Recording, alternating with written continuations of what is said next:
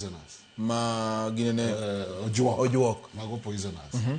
Chamama moro me ji pidho mano is poison. Anything mineno kagolo chak is poisonous. Kirango kata gik mane Wakamba loso ga sere. Kidhi museum kati bro nene. Arrow tree. Gikao chageno to gimiani asere cha.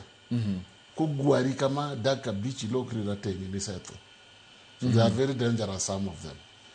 Chala aloe vera ntie mabeyo, aloe vera ntie ma poisonous. Koro kikidhi adhiani kao gakani, no gakane ni yath, ni madhe. Ntie gakama richo, to ntie gakama beyo. Gakago ya aloe vera. Koro nakinge poisonous trees. Wache sacred trees to kana uwe, gingegi. Sacred trees go to jikupidhe, kakini kidongo gadonga. Eno ngamo pidhe, to maybe okia.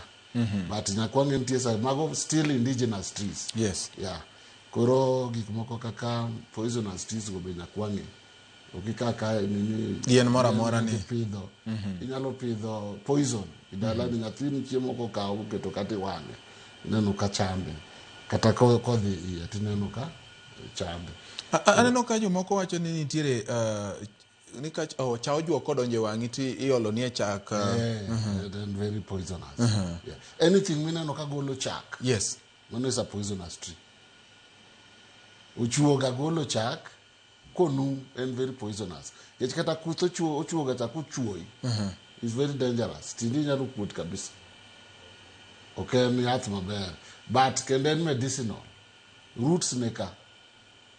Chon neka tuoche maricho go magi nyach ango chuoga no emane chiedho nyach. Ineno ke madhe ti laete. Yes. Emanjado liondo chane tiyo go to hondo jin chiedho kimu. Gano nyalo paro wacho liondo. Chuoga ga manodhi ga to kunyo to jide to madho. Koro no fwenyo ni ji koro no angma no timore. Ndi nyalo madhe tineno ko chiedho venereal diseases. Yes. Kiko chuoga go sangla. Chiedho venereal diseases. But kuthecha is poisonous. So we can have a shrub or a tree has 3 in 1. In poisonous, in fruit, and in medicine. Low rego part mitiyogo. Kechuoga kauchiak is a very good fruit. Yes. But kapoko chiak ogolo chagecha and very dangerous. Ama okunjo beninga to chamo chuoga manu. Chuoga manu hapana.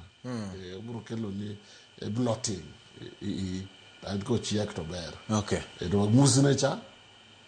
Very good medicine. Okay. Very good medicine for urinary John, ma